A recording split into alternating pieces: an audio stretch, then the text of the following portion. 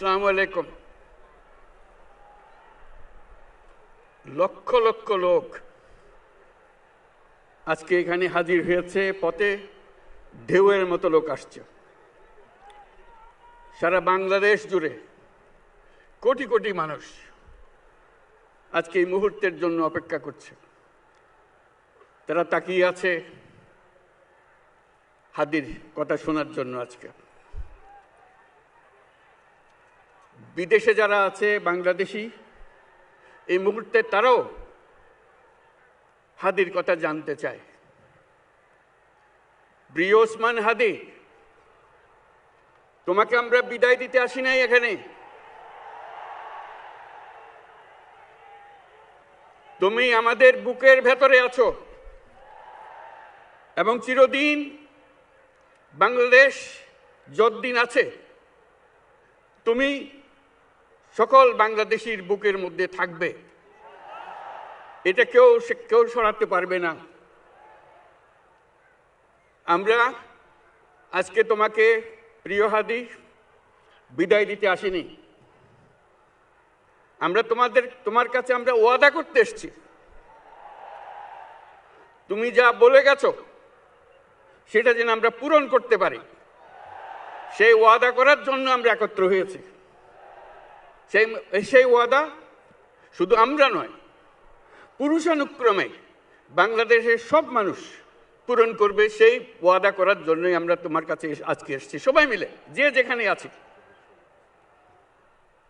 আমরা তোমার যে মানব প্রেম, তোমার যে ভঙ্গি, মানুষের সঙ্গে উঠা বসা, তোমার যে রাজনৈতিক দৃষ্টিভঙ্গি, সবাই প্রশংসা করছে। সেটা আমরা মনে প্রাণে গ্রহণ করছি, যে এটা যেন আমাদের মনে সবসময় জাগ্রত থাকে, আমরা সেটা অনুসরণ করতে পারি। তুমি আমাদেরকে এমন এক মন্ত্র কানে দিয়ে গেছো, সেই মন্ত্র বাংলাদেশের কেউ কোনোদিন ভুলতে পারবে না এবং এই মন্ত্র চিরদিন আমাদের কানে বাজতে থাকবে।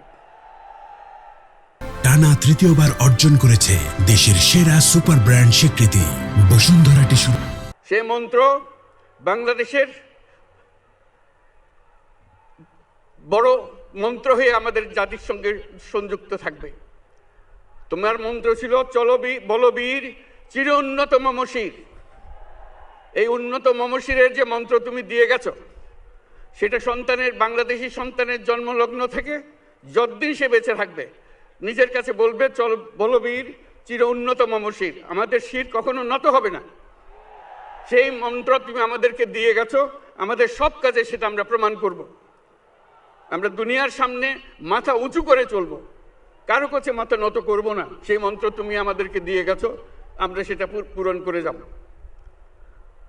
প্রিয় হাদি, তুমি নির্বাচনে অংশগ্রহণ করতে চেয়েছিলে এবং সেই নির্বাচনে অংশগ্রহণ করতে গিয়ে নির্বাচন কিভাবে করতে হয় তারও একটা প্রক্রিয়া জানিয়ে গেছে আমাদেরকে।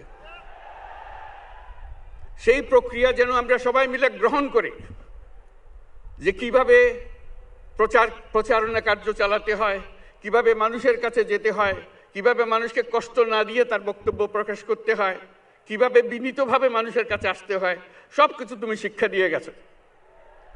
আমরা এই শিক্ষা গ্রহণ করলাম, আমরা এই শিক্ষা চালু করতে চাই। আমরা সবাই আমাদের জীবনে আমাদের রাজনীতিকে এই পর্যায়ে নিয়ে আসতে চাই, যাতে হাদি আমাদের জীবনে স্পষ্টভাবে জাগ্রত থাকে।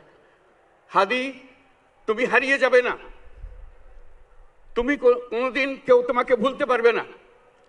তুমি যুগ যুগ ধরে আমাদের সঙ্গে থাকবে, আমাদেরকে তোমার মন্ত্র পুনঃ পুনঃ মনে করিয়ে দেবে, আমরা তোমাকে মনে করিয়ে দেব চলবীর উন্নত মমশির।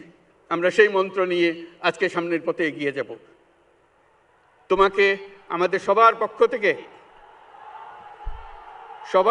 থেকে তোমার সঙ্গে ওয়াদা করলাম, আজকে তোমাকে আল্লাহর হাতে আমানত রেখে গেলাম। আমরা সব সময় তোমার কথা স্মরণ রেখে জাতির অগ্রগতির পথে চলতে থাকবো।